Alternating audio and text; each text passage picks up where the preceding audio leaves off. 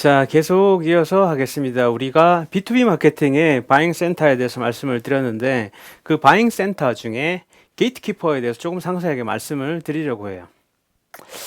만약에 여러분들이 바틀렉 상황에 영업 상무라고 생각하고 한번 시뮬레이션을 해보겠습니다. 자, 상무님들, 여러분들 상무님들께서 영업 담당하는 과장에게 물어봤어요. 야, 삼성전자에 PO 받았냐? 라고 물어봤을 때, 얘 담당이 출장 갔다네요. 그래? 그러면 내일 다시 한번 알아봐, 가봐. 그러다가 이제 내일 또 물어봤는데 어떻게 돼가냐 했더니 예, 거기 팀장님께서 휴가 가셨다네요. 자, 그렇게 말씀하시면 여러분들은 어떻게 반응을 하시겠습니까? 라는 거죠. 상무님, 고객사에서 PO를 안 주네요. 그랬을 때. 자, 저는 두 가지 케이스로 나누신다고 봅니다. 어떤 분들은 제가 봤을 때 영업의 경험이 별로 없으신 분들은 그래, 같이 한번 알아보자. 주겠지? 라고 이야기했을 때. 자, 그런 경우는 예, 안 줍니다. 시간이 지나가는데 어느 순간 이제 경쟁사들에게 기회가 넘어가는 경우가 굉장히 많죠. 자, 그런데 그 중소기업에 있을 때는 S사 출신 부장님들께서 임원 진급을 못 하시고 중소기업에 이제 그 상무나 임원으로 오시는 분들도 많으신데 그분들의 반응이 저는 괜찮다고 봅니다. 예를 들어서 모 상무님께서 야, 김 과장 어떻게 돼가냐? 거기 오다 받았냐라고 물어봤을 때 안 주는데 어떡하죠? 했을 때 그분들 바로 쌍욕이 나오는 거죠. 야, 이 새끼야. 빨리 튀어가. 그리고 나가면서 야, 거기 있는 다른 부서에 이제 뭐 물류팀의 이 차장하고 영업관리팀의 뭐 김 부장하고 그런 사람들 내 방에 불러 모아! 라고 이야기한 다음에 그분들에게 또 이제 오다를 주는 거죠. 넌 가서 미팅하고, 넌 가서 세미나하고, 넌 가서 술 먹고, 나는 가서 골프 치고.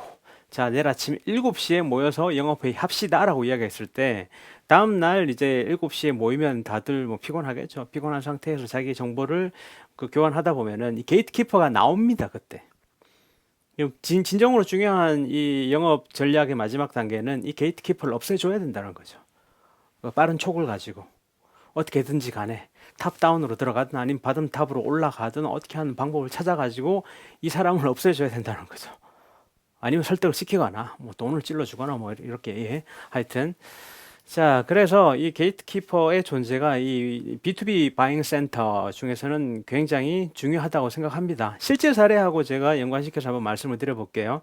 모 회사의 사례인데, 보통 우리가 그 어카운트 매니저, 영업사원들 입장에 본사 회사에서 오더를 주는 건 그 고객사의 MS를 확대해라는 식으로 이제 오더를 주는 경우가 굉장히 많아요.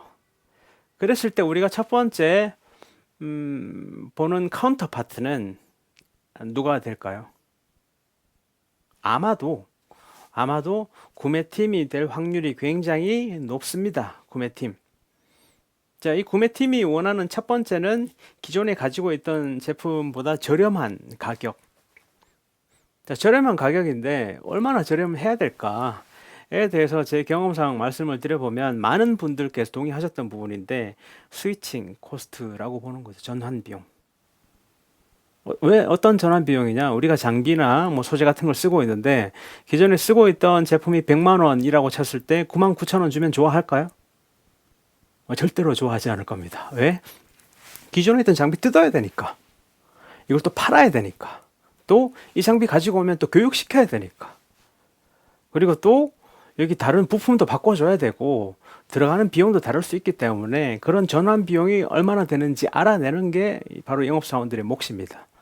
뭐 30%가 될 수도 있고 40%가 될 수도 있고 100만 원인데 이분들이 생각하는 전환 비용이 30%라고 봤을 때 70만 원 이하로 줘야 되는 거고 예를 들어서 이제 뭐 한 400불짜리인데 전환 비용이 30%라는 이야기를 들으면 280불 정도 줘야 되겠네. 그런데 그렇게 주면 놀라지 않겠네. 서프라이즈하게 보여주려면 한 250불 줘야 되겠네. 그런 식으로 생각해야 되는 게 이 저렴한 가격대에 들어가 있는 의미일 수 있죠. 자, 그리고 다음은 비용 절감입니다. 전체적으로 봤을 때 비용 절감, 전반적으로. 자, 그리고 이제 중요한 건 또 수급 안전성이에요. 아무리 가격이 저렴하고 비용을 절감시켜 주더라도 레퍼런스가 없고 제대로 공장이 가동이 안 된다고 봤을 때 굉장히 위험한 거죠. 그 수급의 안전성을 지켜줄 수 있는 공급사가 중요한 거고. 자, 그렇다 보면 그 옆에 어떤 부서가 있냐? 바로 제품 개발팀이 있을 수 있습니다. 이 제품 개발팀이 가장 우선적으로 생각하는 거 바로 품질의 안전성입니다. 품질의 안전성. 품질의 안전성이란 건 제가 봤을 때는 계속 좋은 품질이 나오긴 굉장히 힘들잖아요. 그죠? 근데 제품 개발팀이 제일 싫어하는 게 원인을 알 수 없는데 굉장히 좋아지는 것. 원인을 알 수 없는데 굉장히 안 좋아지는 것. 자, 원인을 알고 좋아지면 좋겠죠. 그리고 또 안 좋아지더라도 원인을 파악하고 있으면 뭐 좋은데, 원인을 파악하지 못하고 루트 코스를 모르는 상황에서 갑자기 좋아지고 안 좋아지는 거 굉장히 싫어하겠죠. 그러니까 제가 봤을 때는 이 제품 개발팀은 기존에 관계에 있던 서플라이어들하고 같이 하는 걸 굉장히 좋아할 겁니다. 새로 들어오는 걸 싫어하고.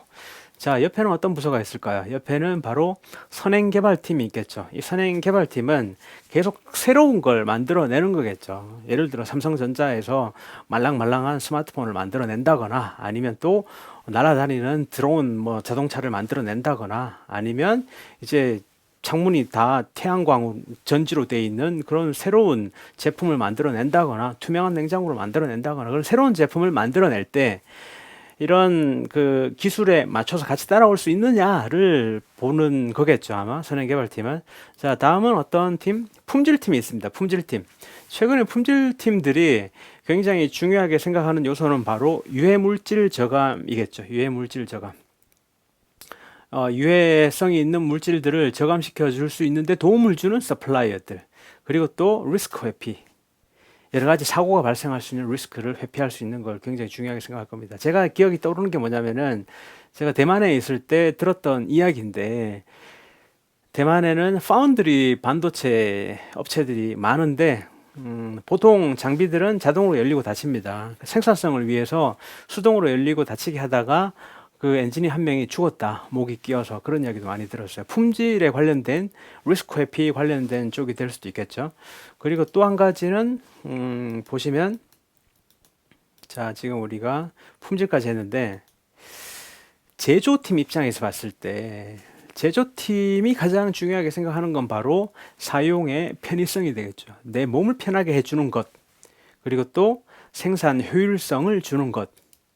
자, 그리고 마지막은 공정기술팀이라고 있을 수 있습니다. 공정기술팀은 품질의 안전성과 양산성을 주는 가치들.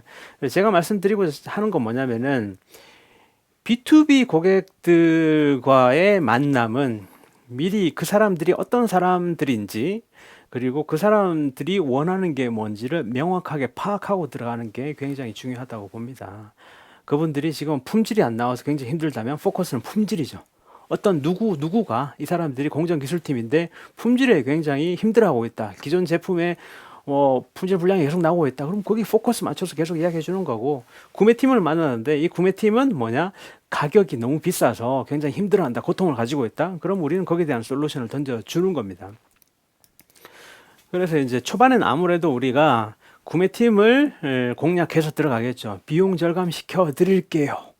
라고 공략해서 들어갈 건데 아마도 이 제품 개발팀 분들은 싫어할 거예요. 우리를 신규로 들어가는 사람들, 서플라이어를 싫어할 겁니다. 그럼 우리는 어떻게 하냐? 구매팀께 도움을 요청해야죠. 구매팀께 설득 좀 시켜주세요. 우리 제품 테스트라도 좀 해보게. 분명히 선행개발팀이나 다른 쪽도 싫어할 겁니다. 그러면 또 이제 구매팀을 활용을 해서 도와주세요라고 얘기를 하는 거죠. 그리고 이 모든 행위, 각 바잉 센터별로 일어나는 행위를 우리는 빠르게 전달해주는 메신저가 되어야 됩니다. 자, 다시 한번 말씀을 드려보면 B2B 마케팅에서 의사결정권자에 맞는 편익, 베네핏을 한번 찾아내는 연습을 한번 해보겠습니다. 예를 들어서 공장장인 경우는 장비를 구입하려고 하는 공장장인 경우에는 그 장비 설치와 그 관리자 교육에 필요한 시간이 굉장히 중요할 거고요. 그리고 또 공장 관리 책임자 같은 경우에는 계약서 상에 있는 벤더가 제공할 서비스 내역이 굉장히 중요할 겁니다. 그리고 세 번째 구매 담당자는 당연히 설비 가격에 집중 또는 비용 절감에 의한 프로핏 쉐어링 이런 거에 집중해서 말씀드릴 수도 있고, 그리고 또 구매팀의 고위급 임원 들 같은 경우에는 이 설비 구입이 전체 순이익에 어떤 영향을 미치는지에 대해서 조금 더 큰 범위에서 이야기해 주는 것. CO 같은 경우에는 설비 도입으로 인한 새로운 생산 프로세스로의 전환 과정이 굉장히 중요할 거고, 자, 그리고 CFO 같은 경우에 파이낸셜이죠. 재무적인 내용에 관심을 집중할 겁니다. 그래서 이제 다시 또 말씀을 드려보면, 그 왼쪽에 우리가 고객들에게 제공할 수 있는 셀러 입장에서의 베네핏을 쭉 나열을 해보세요. 예를 들어서 저렴한 가격과 고품질, 그리고 또 새로운 공정, 창고, 구비, 그리고 새로운 독특한 포장, 이런 여러 가지 방법, 빠른 납기, 서비스 같은 베네핏을 쭉 나열을 하고, 이 베네핏, 이 이익을, 우리의 밸류를 그 고객사의 누구에게 이야기를 해줄 건가가 굉장히 중요할 것 같아요. 제가 창업해보는 분들 만나도 저한테 이제 한 번씩 강의 끝난 다음에 말씀하시는 부분이, 내가 이런 이야기를 해도 안 들어줘요 라고 말씀하시는 부분이 꽤 있습니다. 그럼 제가 입장을 바꿔 생각해 보라고 말씀을 드려요. 그분들이 이 이야기를 들었을 때 좋아하실까요? 라고 이제 해보면 그 답이 나올 것 같습니다. 예를 들어서 어떤 분은 이제 그 지방에 있는 큰 대기업에 사람들이 많이 그 퇴직을 하고 있다. 명예퇴직해서 그 잘리고 있으니까 그분들 대상으로 그 정부 지원 교육을 한번 소개를 시켜가지고 자기가 진행을 하고 싶다. 그걸 한번 이제 이야기를 하려는데, 그럼 누가 그 선생님의 키맨이 될까요? 그럼 지방 대기업 생산팀에 있는 뭐 교육팀장이지 않을까, 뭐 그런 식으로 해서 그분들에게 이야기한 반응 어땠습니까? 반응 별로, 뭐 그분들은 그 좋아하지도 않고 관심도 없었다고. 입장을 바꿔 생각해 보면 저도 관심이 별로 없을 것 같아요. 나하고 무슨 상관이냐고, 그게 나하고. 아니면 아예 우리하고 교육을 같이 진행해서 이분들의 그 반응이 굉장히 좋다거나, 아니면 기존에 진행하고 있던 다른 에이전트 비교해서 비용이 저렴하거나, 그래서 굉장히 나에게 주는 그런 이제 그 편익, 베네핏, 밸류가 명확하게 있다면 모르겠지만 계속 이제 딴소리 한다 그러는 거죠. 뻘짓한다고도 이야기할 수 있습니다. 내가 원하지 않는 이야기를 계속 이야기할 때. 자, 그래서 오늘 제가 말씀드린 부분은 B2B와 B2C의 바잉 센터. B2C 같은 경우에는 이제 그 조금 단순하게 나눠보면 사용자와 구매 결정권자. 그들이 가지고 있는 니즈에 맞는 우리 밸류를 어떻게 프로포지션 제안을 해줘야 될까에 대해서 말씀을 드렸고, 조금 이제 그 B2B로도 확장해서 말씀을 드렸던 부분이, B2B는 바잉 센터가 조금 더 복잡해진다고 말씀을 드렸어요. 어떻게 이니시에이터, 시작한 사람이 있고, 그리고 또 이걸 사주는 사람이 있고, 이걸 사용하는 사람이 있고, 또 이걸 결정짓는 사람이 있고, 여기 영향을 미치는 사람이 있고, 또 딴지 거는 사람이 있고, 이런 바잉 센터별로 그분들이 원하는 니즈가 다를 것이며 우리가 제시해 줘야 되는 밸류가 다를 것이다. 이거부터 먼저 시작을 하는 게 이 B2B 산업재 마케팅의 가장 근본적인 시작점이 아닐까. 그래서 오늘 이렇게 강의를 진행했습니다. 이제 앞으로 정기적으로 교육을 이제 자주 강의 파일을 유튜브에 올리려고 생각 중이니까 여러분들 많이 제 유튜브 채널 에듀캐스트 TV 구독 눌러주시기 바랍니다. 고맙습니다. 이상으로 마치겠습니다. 감사합니다.